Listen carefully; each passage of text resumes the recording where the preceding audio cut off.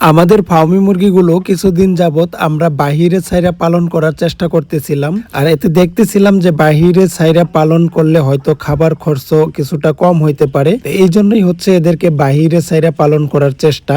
তো বাহিরে ছাইরা যা দেখলাম যে এই মুরগিগুলো অনেক চঞ্চল হওয়ার কারণে এই মুরগিগুলোর আশেপাশে যদি একটা কুকুর, বিড়াল বা গরু, ছাগল কোনো কিছুই যা, এরা এত স্পিডে দৌড়ায় যে দৌড়ে কোনো কিছুর মধ্যে বাইজা গেলে মানে ডিমওয়ালা মুরগি পেটে ডিম ভাঙ্গে যাবে নাকি এই ধরনের কোনো ভয় এই মুরগিগুলো করে না। আমরা জানি যে ডিমের মুরগি যদি কোনো কিছু দেখে ভয় পায় তখন কিন্তু ডিমের প্রোডাকশন অনেকটাই কমে যায়। তো এই মুরগিগুলো যখন অন্য কিছু দেখে অনেকটা ভয় পাবে তখন ডিমের প্রোডাকশন কমে যাবে, এটাই স্বাভাবিক। তো কিছুদিন যাবত আমাদের একটু হালকা কম ছিল ডিমের প্রোডাকশন। তো এই বিষয়গুলো আমি আপনাদের সাথে শেয়ার করার জন্য আজকে এই ভিডিওটা নিয়ে আসলাম।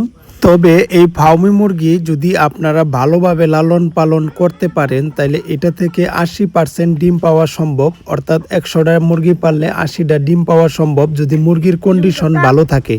আর যদি আপনার বাজারে ফার্মি মুরগির ডিমের চাহিদা ভালো থাকে বা ডিমের দাম যদি ভালো থাকে তাহলে আপনি লালন পালন করতে পারেন। আরেকটা হচ্ছে ডিম পাড়ার পরে যে মুরগিগুলো আপনি বিক্রি করবেন ওই রকম জায়গাও যদি আপনার থাকে তাহলে এই মুরগিগুলো আপনি লালন পালন করলে আশা করি যে লাভবান হওয়া সম্ভব।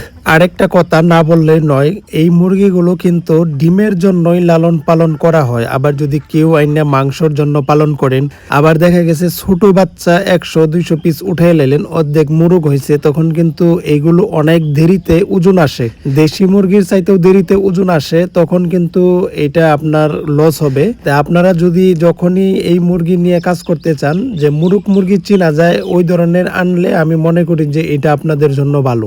যদিও কেউ শখের বসে এগুলো পালন করতে চান তারপরে অবশ্যই আপনার বাজারটা একটু চেক দিবেন যে মানে এগুলো কোনখানে বিক্রি করবেন বা ডিমগুলো কোনখানে বিক্রি করবেন। যদি ওই ধরনের জায়গা আপনার থাকে তারপরেও আমি বলবো যে 10টা বা 20টা দিয়ে আপনারা শুরু করতে পারেন। কারণ হচ্ছে নতুন একটা কোনো কিছু শুরু করতে গেলে ওইটা বুঝার অনেক কিছু আছে, আর যদি না বুঝা মানুষের দেখা দেখি শুরু করে দেন তখন কিন্তু লসের সম্মুখীন হওয়া লাগবে। তো সবাই ভালো থাকবেন, আল্লাহ হাফেজ।